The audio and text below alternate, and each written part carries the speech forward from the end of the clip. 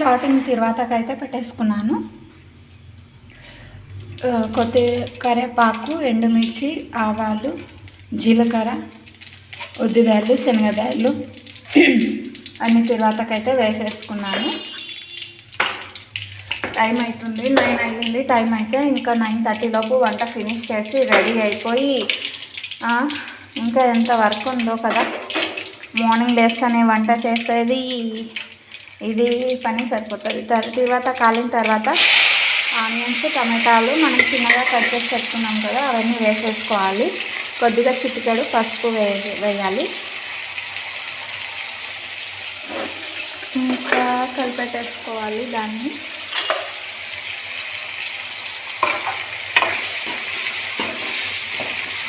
ఇలా చిన్న చిన్న ముక్కలుగా కట్ చేసి పెట్టుకోవాలి. దాన్ని ఇంకా బాగా ఆయిల్లో మగ్గనివ్వాలి.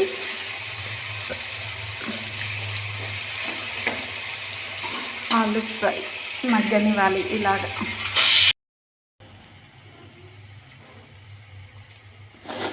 ఇలా ఆనియన్స్, టమాటాస్ అన్నీ అయితే బాగా మగ్గినాయి.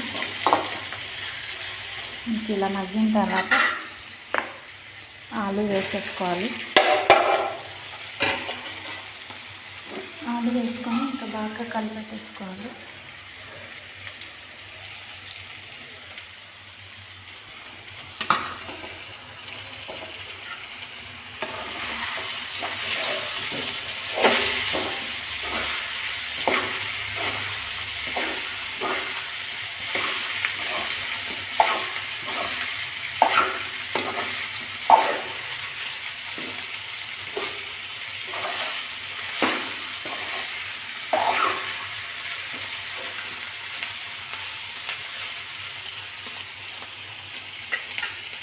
చూడండి, ఆలు ఫ్రై అయితే ఇలా రెడీ అయిపోయింది. ఇంకా ఇది కొద్దిగా ఫ్రై అయిన తర్వాత చూడండి, కర్రీ అనేది ఇలా రెడీ కావాలన్నమాట. లాస్ట్లో కొత్తిమీర వేసి గార్నిష్ అయితే చేస్తాను. కర్రీ అయితే ఓవరాల్ ఫినిష్ అయిపోయింది. ఇలా ఆయిల్ ఉంది కదా ఇక్కడ సైడ్కి, ఈ ఆయిల్ అనేది ఎప్పుడైతే పైన తేలుతుందో అప్పుడు మనకి కర్రీ అనేది రెడీ అయిపోయినట్టు అన్నమాట.